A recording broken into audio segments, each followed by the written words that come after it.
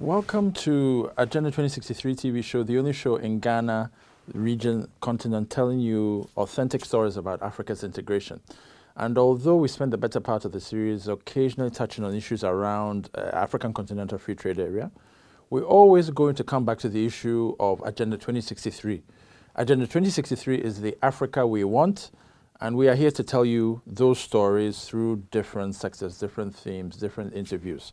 My name is E.K Bensah Jr. I'm happy to be here once again, presenting the necessary and relevant information to you about Africa. Happy to be here. We're going to take a break in a minute and return with our normal 2 segments. We'll be right back.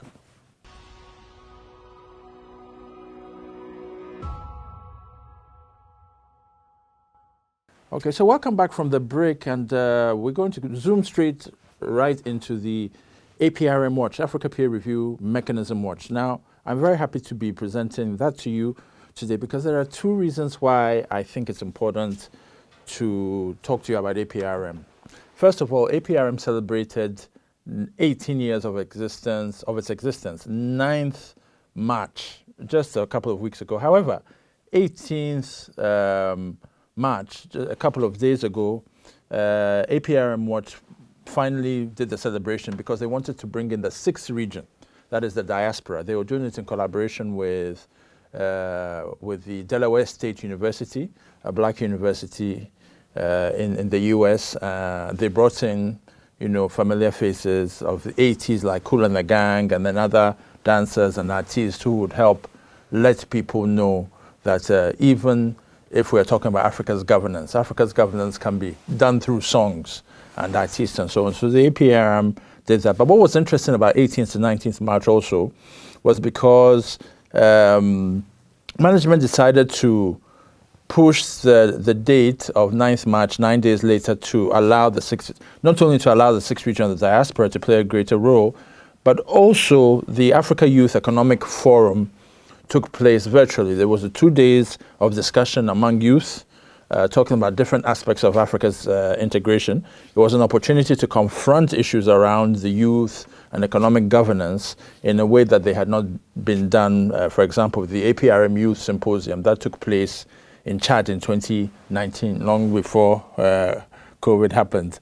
Now, the second reason why it's interesting to be talking to you about APRM is that finally, the APRM boss a couple of days ago was here in Accra to pay a visit to the AFTA Secretary General Wamkele Mene. So what has happened now is that APRM and the AFTA Secretariat are now exploring ways of collaboration. Now remember that we on this show predicted we didn't predict the collaboration, but we predicted the importance of the 2 institutions talking last year.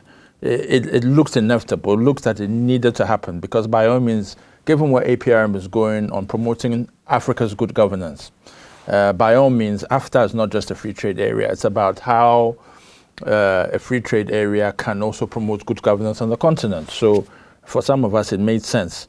So one of the greatest outcomes of that meeting is that for the APRM AFTA, it looks like one of the things that the AFTA Secretariat has asked of APRM is for them to establish a trade monitoring, evaluation and reporting tool that will help assist in tracking the implementation of the AFTA agreement. But also they want to help fast track the member states to ratify and sign the trade agreement. They believe that APRM has the capacity to help build a system to do that. So we'll be giving you more updates on that, about the linkage between APRM and AFTA Secretariat and how the 2 together can work together for us to get the Africa we want. At the end of the day, it's all about Agenda 2063, the African dream if you want, so we can make it happen. So let's do that. We're going to take a break in a minute, then we'll return with Ear on East Africa. We'll be right back.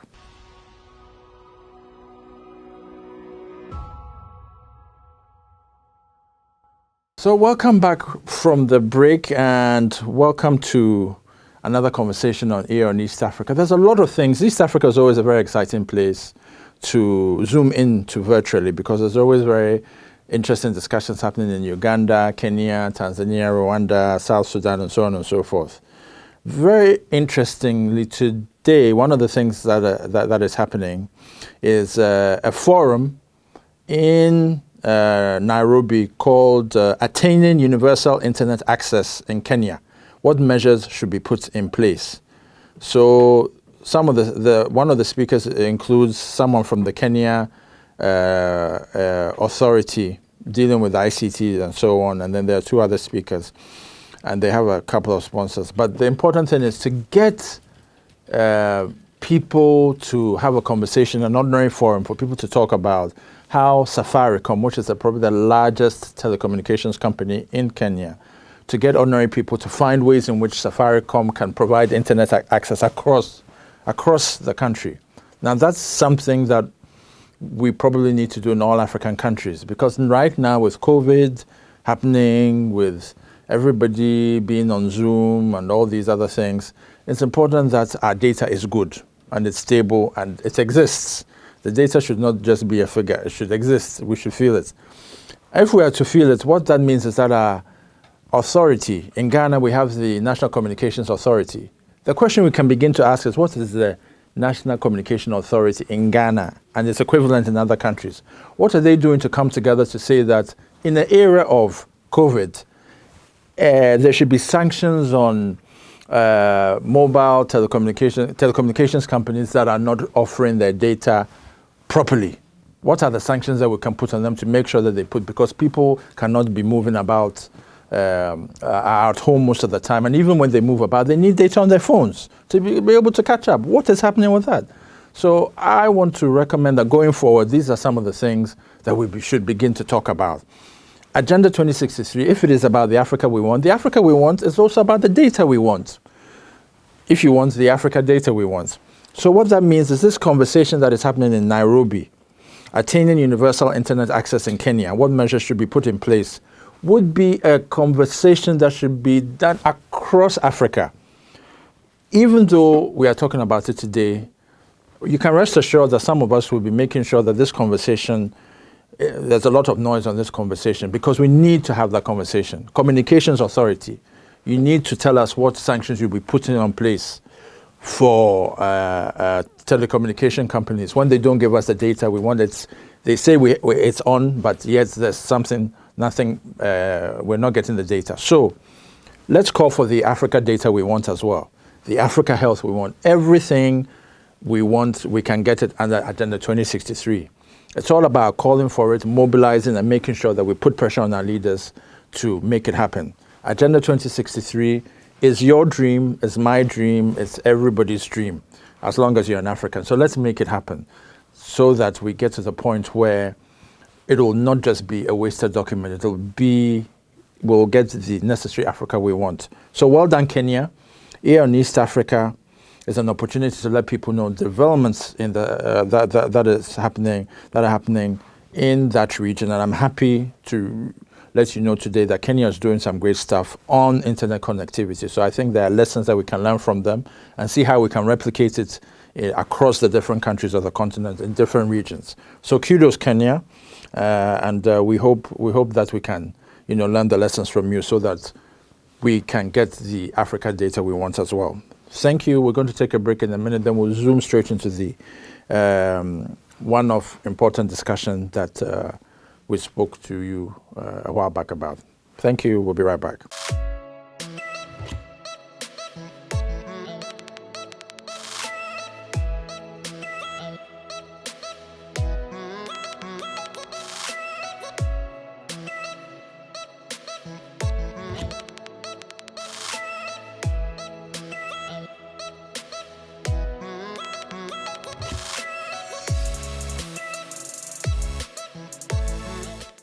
All right, so welcome back from the break. My name is E.K Bensah Jr. Happy to be coming to you once again to your TV screens, your laptops, and wherever else you may be. Agenda 2063 is a very important discussion for us. We always want to use it as an opportunity to remind people about the challenges on the continent and what we need to do, as difficult as it may be, to make sure that we move things. For today, we're having a special editorial, calling it the Trade Fortnight Trade Fortnight, the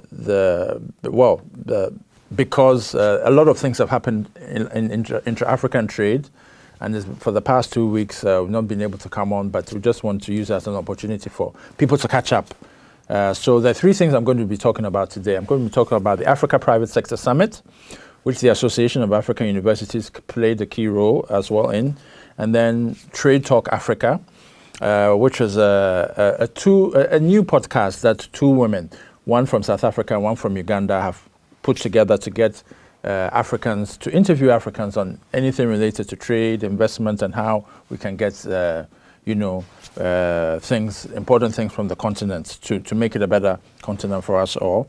And then finally, digital trade, which is basically everything has gone digital as much as possible, even though not every country has the capacity, but we're trying to get there.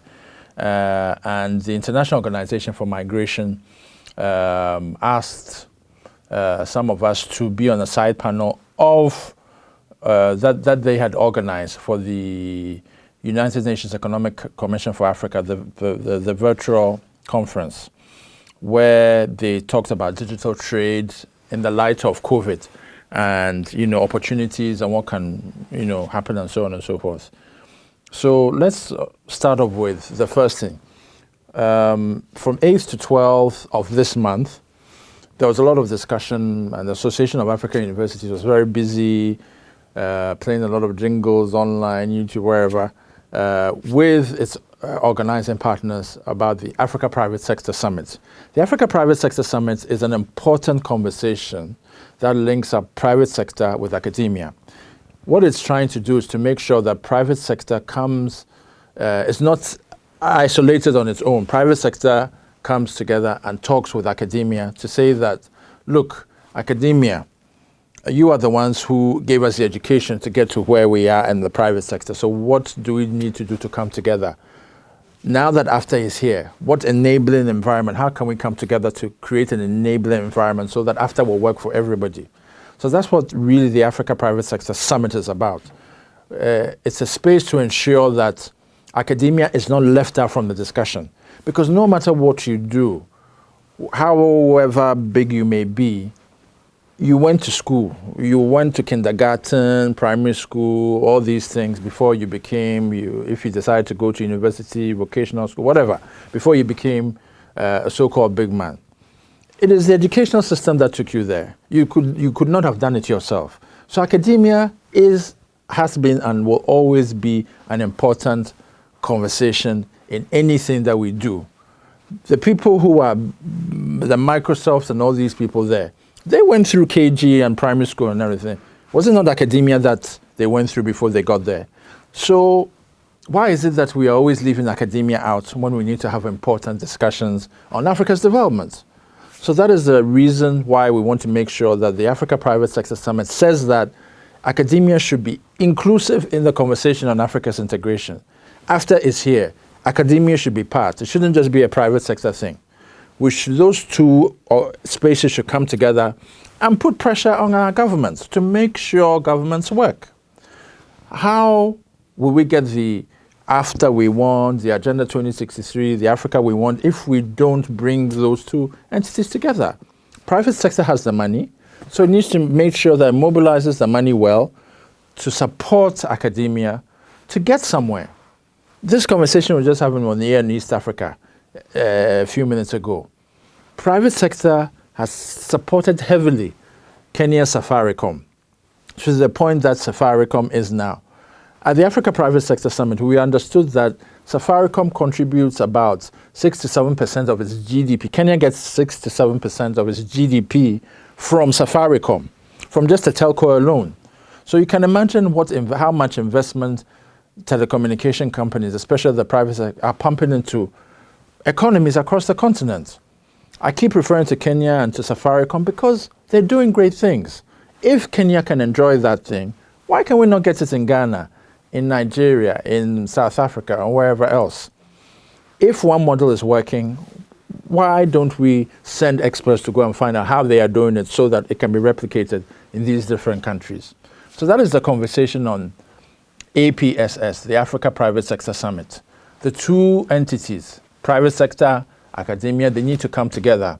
And when they come together, it isn't just about coming together to talk and come out with big ideas. It's about what do we do deliberately, carefully, to ensure that the conversation that we have is solid on making sure that the African Continental Free Trade Area works. A lot of people make the mistake of feeling the African Continental Free Trade Area is this time for big business or big African business. It may be fine. Big Africa business has been struggling for a long time, so this is your time to boom, or in Ghanaian parlance, to chop, whatever. But we must also remember that the African Continental Free Trade Area is an Agenda 2063 flagship project. Freedom of movement, the African passport, is Agenda 2063. So it needs to fall into the category of the Africa we want as well. And if we need to make it work the way we are all making a lot of noise, advocacy here, women here, protocols on AFTA here, and all these things, then we need to involve academia. And private sector, we need to call on them to be generous, to bring their money and say that we are doing a curriculum, for example. We are providing money to ensure that there are call for papers, there's a curriculum, people can learn how they can also contribute to AFTA, how they can also contribute, how they can also benefit. This is where we need to go with the Africa Private Sector Summit. So with the Africa Private Sector Summit, the meeting ended on the 12th, and the next thing that's going to happen is that we are waiting for a report. Once the report is ready, we'll pull out key outcomes of that and then start moving on the next conversation. But the most important conversation that is definitely coming out is that private sector and academia, a lot of people who attended that conference have realized that it is true that private sector and academia need to talk. So what do we as participants, as organizers who came together, what then do we do going forward to make sure that we can enhance that collaboration? And one of the things that we're certainly going to do is to ensure that there's a call for further call for papers, that there's also going to be a competition among universities so that the universities can come up with a draft model law. It will be looked at by experts who will then take the conversation further. And I'm sure the Association of African Universities will be given more information about that as and when necessary. But what we do know is that the Africa Private Sector Summit is an initiative that has come to stay. There's going to be 6 more series of this, which means this summit that has ended, it could be in 6 months' time that the next one will be held. We don't know yet. But it is definitely an important conversation that will be had. And it will definitely change the landscape of how the African Continental Free Trade Area will work. As people are doing their advocacy in different spaces, APSS will be the name that says private sector and academia are talking to make sure that AFTA works for everybody. So that's the whole idea of APSS. Now, as we move then to the second thing about Trade Talk Africa. Trade Talk Africa is a new program. It's a program that started about 3 weeks ago or so, and it's hosted by one Kabelo who's from South Africa, and then the other lady, there's a lady, I forget her name right now, but she's from Uganda. She's an economist, and Kabelo is a lawyer. So what they did was, with the experiences across the country and the continent, they decided that they come together and have a podcast that says, look, as women, we are interested in the continent. We want to do something. We don't need to always call on the men. Let us do in our different regions, one in Southern Africa, one in East Africa, come together virtually and bring people together who can speak to the issues of intra-African trade. So we had the privilege of being invited to speak to some of these issues. And one of the important conversations that we had with Trade Talk Africa, there was a second guest there as well, was looking at what do we do to make sure that we get the African Continental Free Trade Area we want. What do we also do to make sure that things that have happened as far as COVID is concerned, do not derail the African Continental Free Trade Area? What are also some of the things that need to happen to make sure that after works for everybody. So you probably get the idea. They really want to tease out from us the guests how we feel about intra-African trade, whether we're optimistic that it will work, and what do we see as the future. So I think one of the things that I really spoke to, again, and I've talked about it earlier on this show, was that now that we are in a Zoom world, we need to pay attention to our data. We still do not have an AU agency that has come to say that, look, everybody in the Zoom world now, people need to find money to pay data, whether it's on their phones, whether it's at home, on their laptops. So what do we do to make sure that everybody gets access to data equitably? So my recommendation then was to say that if we're going to get, whilst we are talking infrastructure, because one of the other questions was on infrastructure in that podcast, the infrastructure is important for African Continental Free Trade Area. That's the infrastructure such as roads and harbors, if we're talking about the sea and all those things. That's important. But there's also another infrastructure that is important, and that is the infrastructure that will allow us to connect to the outside world, which means data. So then my recommendation was to say, okay, if we are all now in the Zoom world, whether we like it or not, whether it's Zoom or it's Google Meet or all these other ones, what do we need to do, or what does the African Union need to also do to support this conversation? And one of the things I proposed was that the African Union has an agency called the African Telecommunications Organization, the ATO. What is the ATO doing to make sure that it also sanctions telecommunication companies that are not given the data that they should give? Even if it's not interested in offering sanctions, what the ATO, the African Telecommunications Agency, can do is maybe even propose a collaboration with the UN's agency, IT agency, which is the International Telecommunications Union, to sit down and say, look, the virtual world is where we're going to be for a long time now. How can the AU and the UN come together and ensure that everybody is part of the conversation? Whether you are a trader in some market, whether you are a truck driver somewhere, whether you're a teacher, whether you're, how does everybody come together? Because you don't all have to have smartphones to have access to the internet. There's a system called USSD that allows with, short codes to get access to certain products and services. So even with USSD, you can get certain things which acts like you're getting internet, but it's not internet. It's just dial-in options, and then it prompts you and things like that, so that everybody gets access to a service without necessarily always having a smartphone. So who the ITU is the UN agency that oversees the IT sector across the world and all these things. But it also does it with partners. I'm the private sector.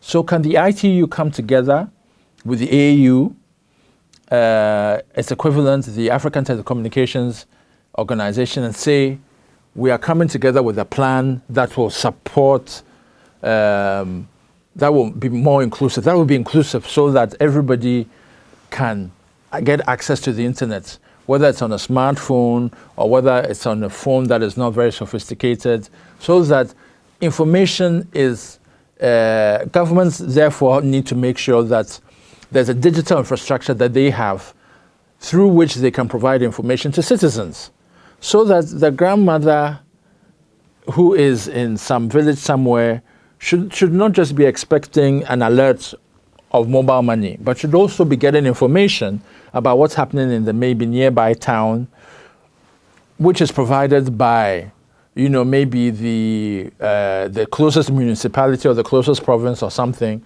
giving my grandmother information about, without her needing to read a newspaper. For all you know, she may not even be able to read properly because she has bad eyesight or may not even be that well educated. So how do these, does International Telecommunications Union and AU get a framework together with the private sector to ensure that my grandmother in the village also gets information about news in her region, in her municipality, province, and so on and so forth.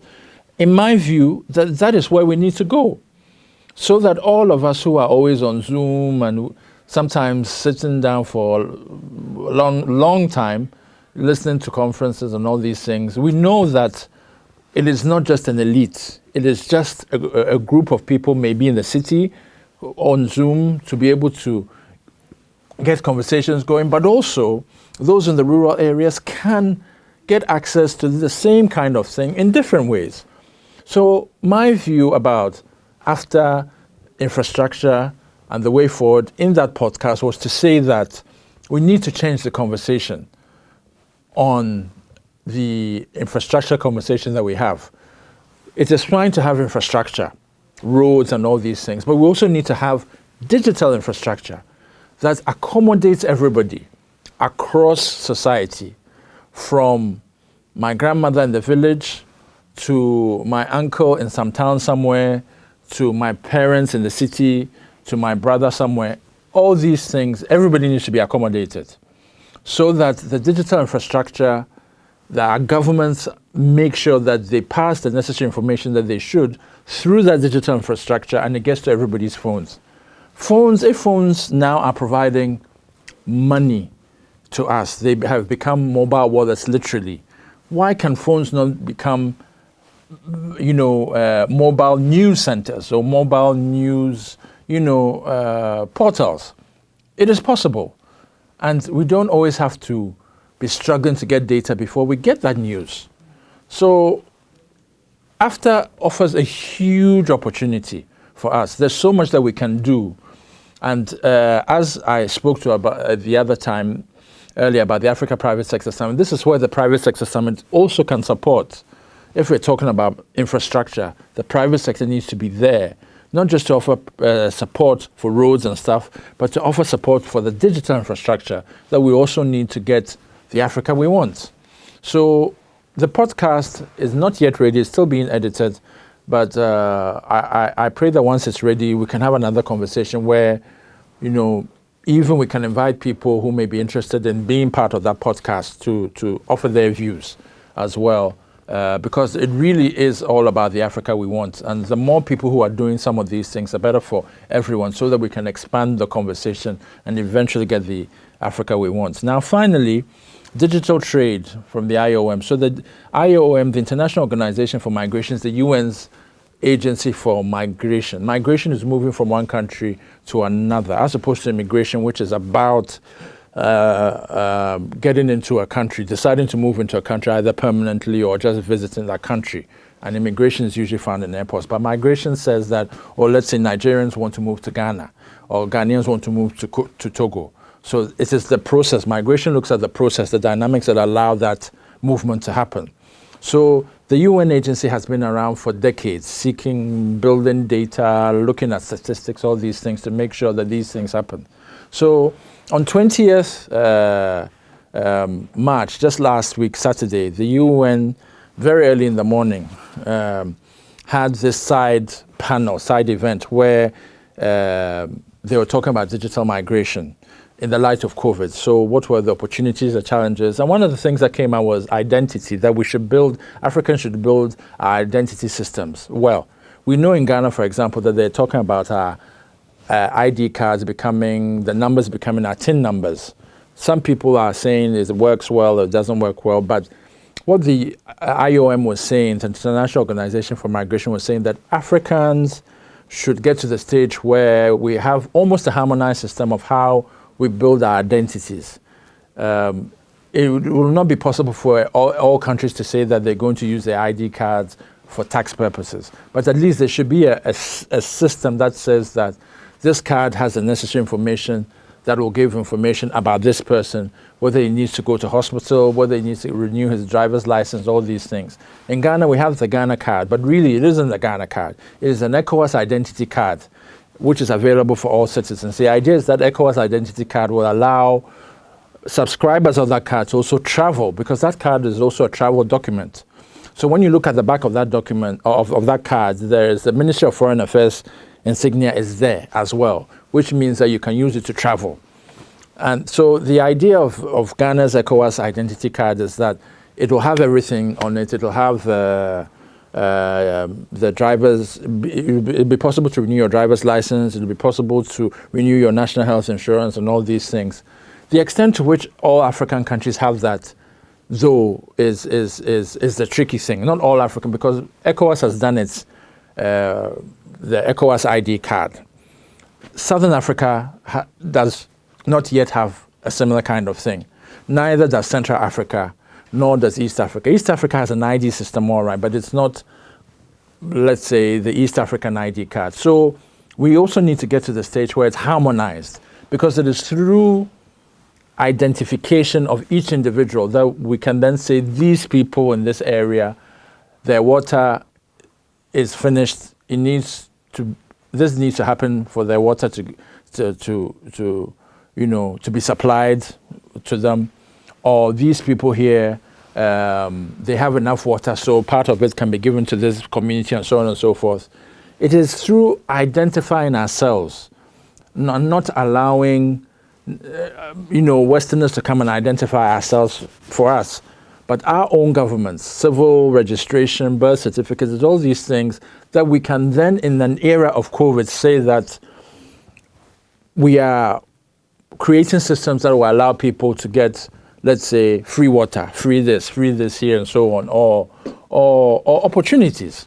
So that is the way to go going forward with the digital trade. We're also talking about not just identities, but how do we build the digital infrastructure to the extent that, like I said, and my pet peeve has been, and I will reiterate before I close, that the digital infrastructure, what do we do to make sure that our telecommunication companies are doing the right thing to give us the data we want? So let's continue this conversation. One important thread that has been running through this editorial has been the digital infrastructure that needs to happen for telcos to offer us the data we want, so that Kenya experiencing very good internet data is not alone. Ghana should also experience it. Nigeria should also experience good data. It shouldn't be that you will be hiding in the corner in your bedroom to speak to someone in another country because that is the only place where the data will come very well. No. We should be anywhere in our house and be able to, even outside under a mango tree, and we can speak, and the internet should work well for us. So what do we need to do going forward to ensure that Africans get the Africa data we want as well? Because clearly the data is not even. Our National Communications Authority, what are you doing for us to get the Africa data we want? If we are to get the agenda, the Africa we want, it means we need to get the Africa data we want, the Africa health we want, whether it's vaccines and so on. So let's continue the conversation. Let's keep reading our Agenda 2063, because it is this document that will help us also hold our leaders accountable. I'm very happy to be coming your way. My name is E.K Bensah Jr. Thank you for taking time out of your busy schedule to listen to me. And I know that you'll come back next time, because you also know that there is an important conversation that we need to have to make sure that whichever region you are, you can also get access to good, running, clear data that you deserve. Let's advocate for the Africa data we want. And I hope to speak to you next time. My name is E.K Bensah Jr. Have a great day. Speak to you next time. Goodbye.